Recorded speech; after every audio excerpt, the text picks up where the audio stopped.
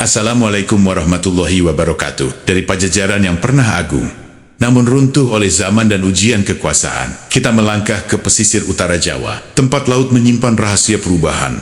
Jika Pajajaran adalah kerajaan tahta dan adat, maka Cirebon lahir sebagai kerajaan hidayah dan perjumpaan. Disinilah kekuasaan tidak lagi berdiri di punggung istana, tetapi di atas akhlak, dakwah, dan keteladanan. Asal-usul Kesultanan Cirebon, dari Muara Jati hingga lahirnya Kesultanan Islam di Tanah Sunda. Sebelum bernama Cirebon, wilayah ini adalah pesisir kerajaan Pajajaran. Pelabuhan Muara Jati menjadi pintu dagang penting, tempat bertemunya pedagang Sunda, Jawa, Arab, Gujarat, dan Tiongkok.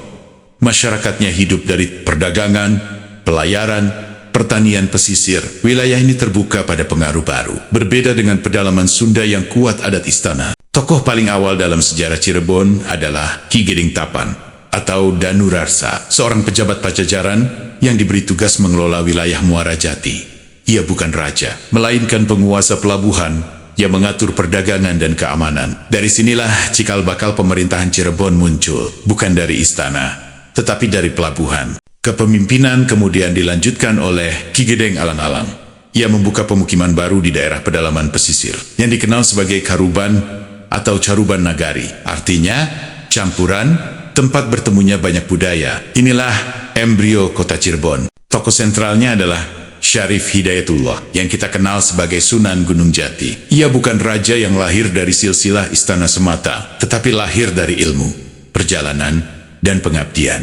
Cirebon berkembang menjadi kesultanan, berpusat di Keraton Kasepuhan dan Keraton Kanoman, dengan Gunung Jati sebagai pusat spiritual. Di Cirebon, prasasti tidak selalu dipahat di batu, tetapi ditanam dalam tata hidup.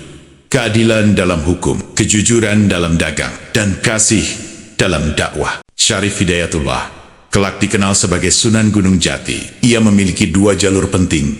Darah Pajajaran, cucu Prabu Siliwangi, dari garis ibu.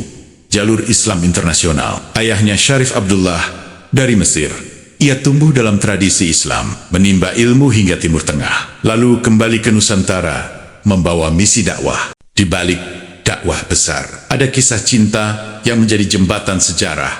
Sunan Gunung Jati menikahi putri dari berbagai bangsa, Tiongkok, Arab, dan Nusantara.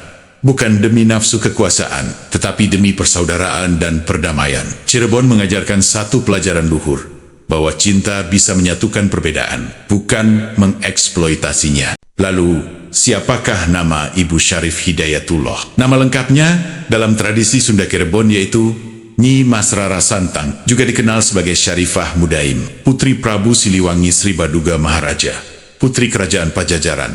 Ia adalah bangsawan Sunda, perempuan pencari ilmu dan cahaya iman, jembatan antara Pajajaran dan dunia Islam. Rara Santang tidak sekadar putri istana, ia melakukan rihlah ruhani, meninggalkan kemewahan Pajajaran, berlayar menuju tanah Arab, menunaikan ibadah haji, menetap di Makkah. Di sanalah ia masuk Islam secara sempurna.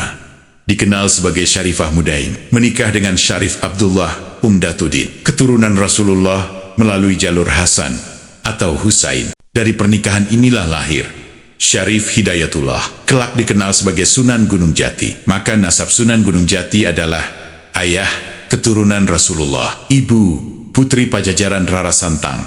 Inilah sebabnya Sunan Gunung Jati diterima oleh bangsawan Sunda, dihormati ulama Timur Tengah, mampu memimpin tanpa paksaan. Maka dari sini muncullah hikmah besar di balik simbolik kisah cinta ini, yaitu Rara Santang, rahim peradaban. Ia melambangkan perpaduan Sunda dan Islam, perempuan sebagai pintu sejarah, dakwah tanpa pedang. Jika Sunan Gunung Jati adalah cahaya, maka Rara Santang adalah fajar yang melahirkannya. Rara Santang bukan tokoh pelengkap. Ia adalah ibu wali, ibu raja, ibu peradaban Islam di tanah Sunda. Tanpa Rara Santang, tidak ada Sunan Gunung Jati, tidak ada Kesultanan Cirebon, tidak ada Islamisasi Sunda yang damai. Sejarah sering memuja laki-laki di mimbar, tapi lupa pada perempuan di balik rahim sejarah. Padahal, tanpa ibu yang lurus, tidak lahir wali yang lurus. Sahabat cahaya hikmah yang dirahmati Allah. Mari kita kembali ke kisah Kesultanan Cirebon. Awalnya Cirebon masih berada di bawah Pajajaran. Namun ketika Pajajaran melemah, Cirebon memilih berdiri sendiri. Syarif Hidayatullah kemudian memproklamasikan Cirebon sebagai Kesultanan Islam, memerintah sebagai Sultan Cirebon pertama. Pusat pemerintahan di Keraton Pakungwati, cikal bakal Keraton Kasepuhan. Inilah momen lahirnya Kesultanan Cirebon. Sekitar akhir abad ke-15, Cirebon berkembang menjadi pusat dakwah Islam di Tanah Sunda, Jembatan Sunda Jawa, Poros Wali Songo di Jawa Barat. Dari Cirebon, Islam menyebar ke Banten, Indramayu, Majalengka, Priangan. Sunan Gunung Jati memerintah bukan hanya sebagai sultan, tetapi sebagai ulama. Setelah wafatnya Sunan Gunung Jati, kekuasaan diteruskan keturunannya. Terjadi pembagian istana, Keraton Kasepuhan, dan Keraton Kanoman. Perpecahan ini bukan perang, tetapi pembagian warisan kekuasaan. Namun sejak saat itu, kekuatan politik Cirebon mulai terpecah. Hari ini, Kesultanan Cirebon tidak lagi berkuasa secara politik, tetapi hidup sebagai pusat budaya dan spiritual. Keraton menjadi simbol, dan makam Sunan Gunung Jati menjadi pusat ziarah. Namun pesan besarnya tetap hidup. Kekuasaan harus melayani dakwah dan akhlak, bukan sebaliknya. Sahabat cahaya hikmah yang dirahmati Allah. Pada masa Sunan Gunung Jati, pemerintahan tidak berdiri di atas istana, tetapi bersujud di atas sajadah. Ulama bukan ornamen kekuasaan, dan pemerintah bukan penguasa tanpa nurani. Mereka berpadu, raja mendengar ulama. Ulama menegur raja, rakyat dilindungi, bukan dicurigai. Sunan Gunung Jati tidak memerintah dengan baliho, tidak membangun citra dengan prasasti kosong. Ia membangun iman sebelum istana, akhlak sebelum anggaran, keadilan sebelum kemegahan. Ulama duduk sejajar, bukan diundang hanya saat acara seremonial. Jika raja keliru, ulama menegur tanpa takut. Jika ulama melenceng, raja meluruskan tanpa dendam. Hari ini, ulama sering dipanggil setelah keputusan dibuat, bukan sebelum nurani diajak bicara. Ulama dipakai saat butuh legitimasi, disingkirkan saat mulai mengkritik pemerintah, fasih bicara pembangunan, gagap mendengar jeritan rakyat. Di zaman Sunan Gunung Jati, pemimpin berjalan ke kampung, mendengar langsung suara rakyat. Luka rakyat adalah luka negara. Hari ini, laporan indah naik ke atas, jeritan rakyat berhenti di bawah. Yang sampai ke telinga kekuasaan hanyalah angka, bukan air mata. Istana semakin tinggi, rakyat semakin jauh. Dulu, membangun masjid agar hati rakyat hidup. Sekarang, membangun proyek agar anggaran habis. Dulu, bertanya apa yang rakyat butuhkan. Sekarang, bertanya apa yang bisa diresmikan. Sunan Gunung Jati tidak meninggalkan prasasti batu, tapi meninggalkan jejak iman.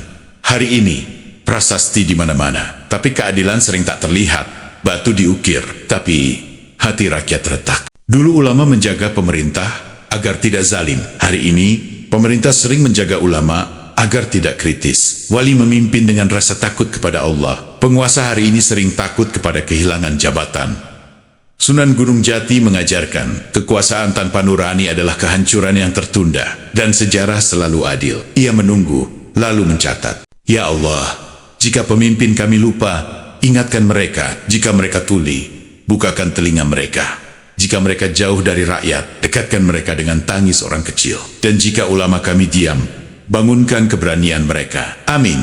Ya Robbal Alamin. Jika cahaya kecil dari kisah ini menyentuh sudut hatimu yang paling sunyi, maka tekan like, bukan untuk kami, tapi sebagai tanda syukur atas ilmu yang mengingatkan. Jika engkau tak ingin hikmah ini berhenti di sini, subscribe-lah, agar cahaya tak padam oleh lupa. Dan jika hatimu bergetar, tuliskan di kolom komentar. Bukan untuk berdebat, tetapi untuk saling mengingatkan dalam kebenaran. Sebagaimana kata para ulama, ilmu yang tidak disebarkan akan menjadi saksi yang menuntut. Para wali mengingatkan kita, kekuasaan yang lupa pada Allah akan diingatkan oleh sejarah. Dan sejarah tidak pernah berteriak, ia hanya mencatat. Pada episode selanjutnya, kita akan melangkah ke Kesultanan Banten. Sebuah negeri dakwah yang tumbuh dari tangan para wali, namun diuji oleh kuasa, harta, dan warisan tahta. Dari Sunan Gunung Jati kepada Sultan Maulana Hasanuddin, lalu kepada generasi yang harus memilih. Apakah kekuasaan dijadikan amanah atau warisan yang diperebutkan? Sebagaimana dawuh para masyayikh, ketika tahta lebih dicintai daripada amanah, maka runtuhnya hanya menunggu waktu. Semoga kisah ini tidak hanya singgah di telinga, tetapi menetap di hati. Karena sejarah para wali bukan untuk dikagumi, tetapi untuk diteladani. Kita lanjutkan perjalanan ini di episode berikutnya. Kesultanan Banten, dari cahaya dakwah menuju ujian kekuasaan. Wassalamualaikum warahmatullahi wabarakatuh.